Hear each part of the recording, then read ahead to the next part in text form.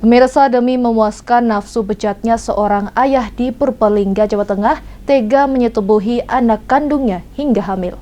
Pelaku melakukan aksi bejatnya dengan cara mengancam anaknya akan dibunuh jika tak menuruti kemauannya. Tersangka berinisial BN 41 tahun warga Kecamatan Kaligondang, Kabupaten Purbalingga hanya bisa pasrah dan tertunduk malu di gelandang ketahanan Mapores Purbalingga setelah 6 tahun meruda paksa anak kandungnya sendiri hingga hamil.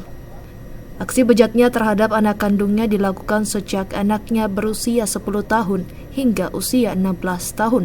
Tersangka menyetubuhi korban saat istrinya tidur dengan mengancam anaknya akan membunuh anaknya jika tak menuruti kemauannya. Seperti pepatah, pandai-pandainya menyimpan bangkai akhirnya tercium juga. Kasus ini pun terungkap setelah ibu kandung korban curiga dengan kondisi badan anaknya, lalu melakukan pemeriksaan di rumah sakit dan hasilnya anaknya sudah hamil. Setelah didesak, korban mengaku yang menghamili ayahnya sendiri. Mengetahui hal tersebut, ibu kandung korban kemudian melaporkan suaminya ke polisi. Dari laporan tersebut, Satreskrim Polres Purbalingga melakukan penyelidikan dan berhasil mengamankan pelaku. Untuk kronologi, korban ini adalah masih anak kandung dari tersangka.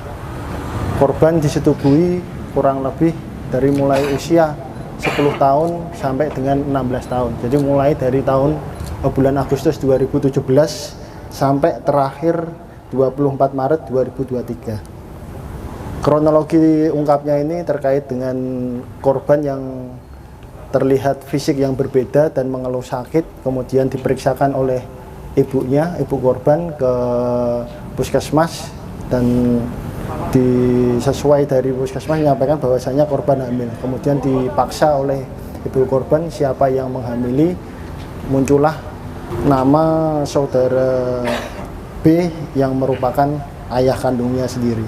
Untuk kejadian malam di kamar korban dan dilakukan dengan pengancaman.